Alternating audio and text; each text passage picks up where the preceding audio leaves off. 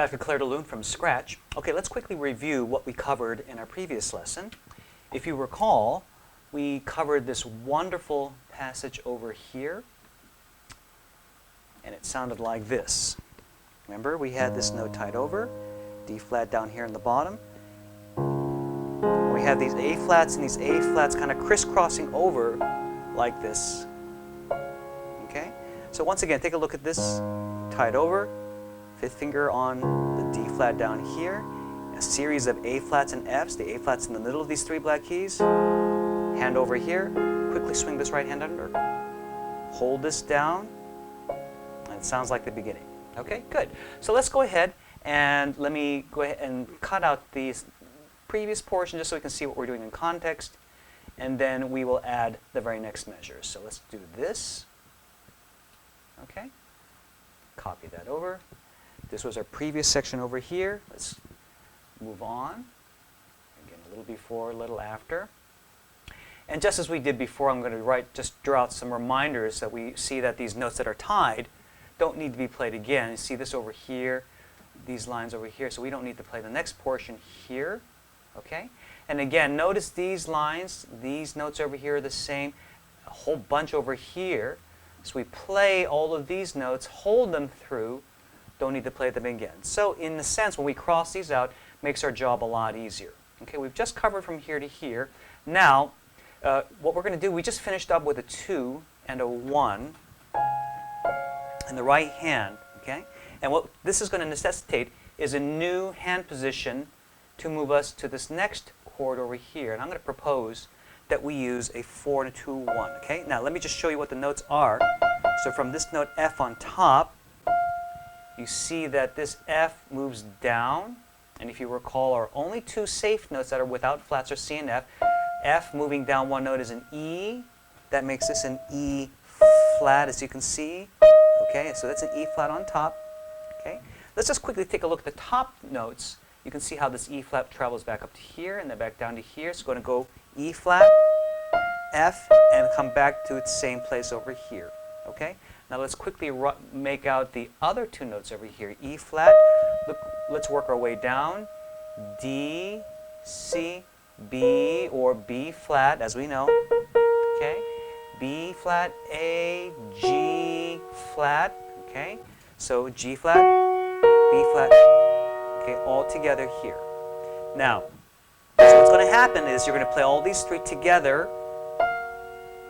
The top note will continue moving, but if you notice, because of these ties, these bottom two notes over here will stay held. They are longer note values than the notes on top, so just hold those on the bottom over here. These two will hold through.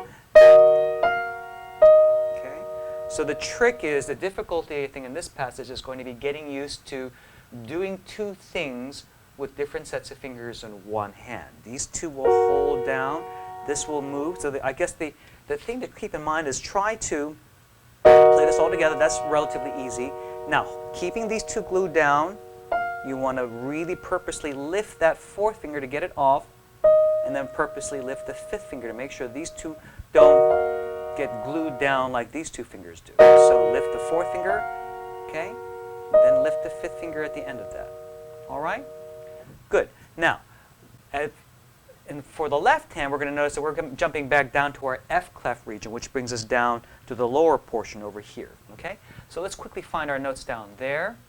Remember, F clef means that this is an F over here. And again, the more we do this in terms of kind of picking out the notes, hopefully in a few lessons, your eyes will start to recognize key points, and eventually you'll be able to read these notes at sight. And if you see a note in a certain line or space, eventually with practice you'll be able to recognize what that note is at sight. But don't worry about it. If you're still having to count down, that's still good practice. Okay? So from this line over here, F, okay?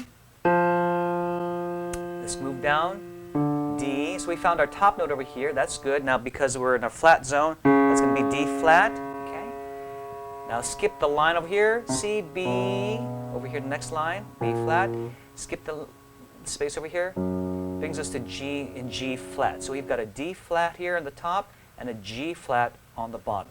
D flat, G flat on the bottom, okay? So let me just quickly show you where we've been with the previous measure. We just did this.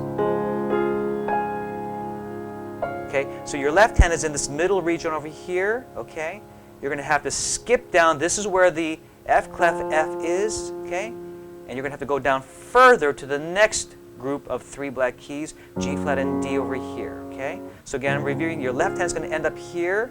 Skip this, go to the next 2. 3 black keys, 2 black keys, top over there. So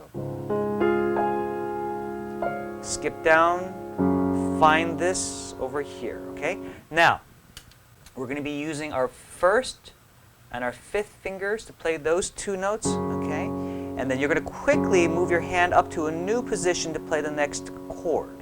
Okay, don't worry, if you notice down here I have my pedal going. Just take a look at the way the pedal is moving.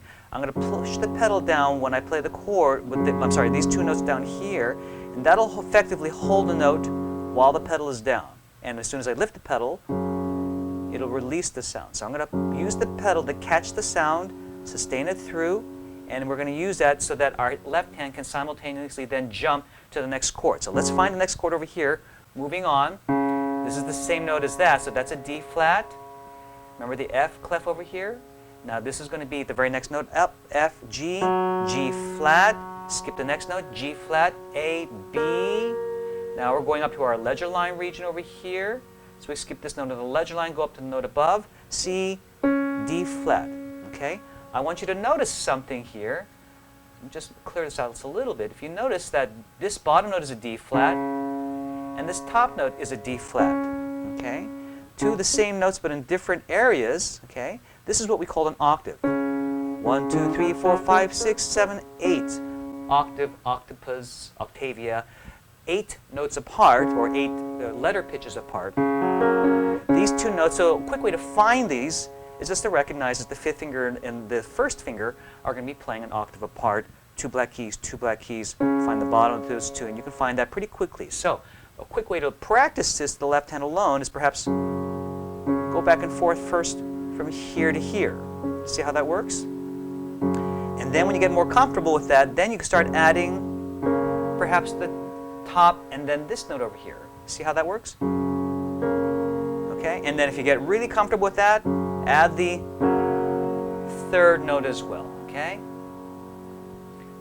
All right, so it's going to take a little bit of practice to get the hang of jumping from down here to up here. All right, so let's go back to the previous measure. Jumping down to the 5th finger down here, jumping up to here. Okay, so I want you to practice from here to here for a couple of times, and once you hit that, you're home free. The only thing that's going to be playing on will be the top notes over there. Okay, so that's an overview of what you need to do to learn that measure. If you need additional help, please let me know, and I can go break this measure down into further detail for you if necessary. Okay, good luck. Take it one at a time, and I'll see you at the next lesson.